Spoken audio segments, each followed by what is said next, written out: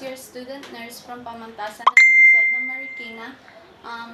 And I will be demonstrating to you a fetal heart assessment. But before that, I will explain first the rationale behind why we need to do this.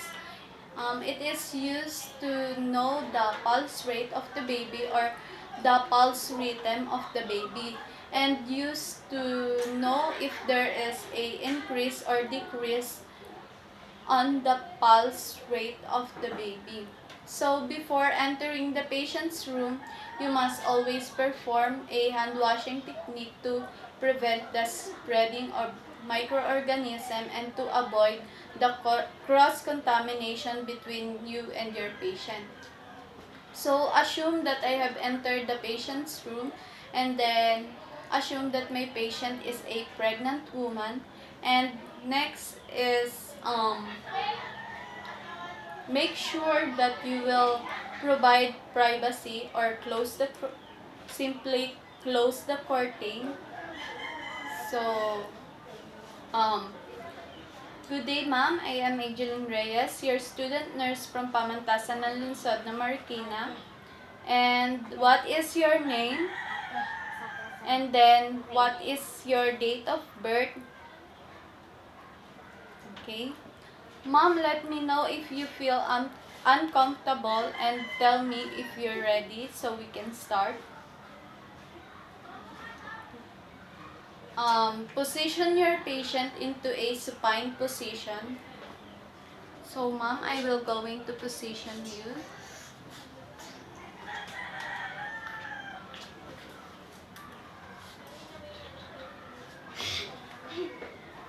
And use a positioning aid or a small pillow and place it underneath of the hip of the patient.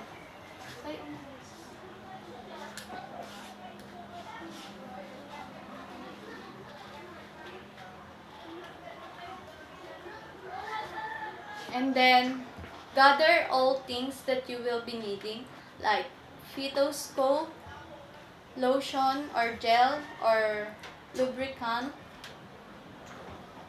wipes, and the drapes to provide privacy, and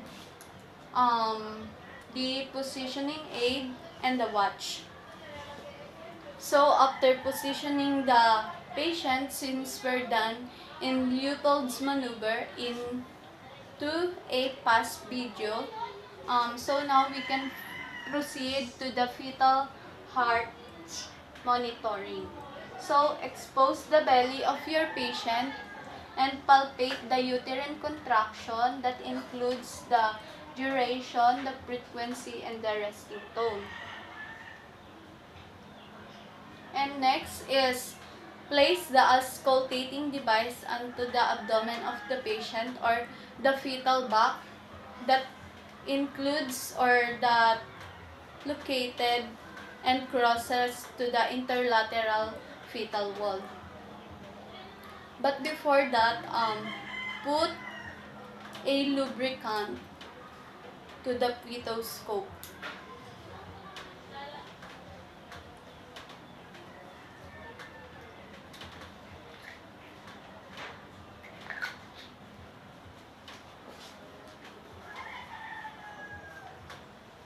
And then now you can place it on the fetal back and move it back and forth until you clearly hear the fetal heart rate.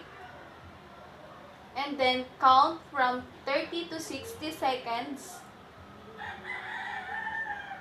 And to clarify the fetal heart rate, count from 6 to 10 seconds and multiply it to 6 and 10. After doing a procedure to the patient, wipe all the excess gel or lubricant to the abdomen of the patient and document all the data that you have gathered.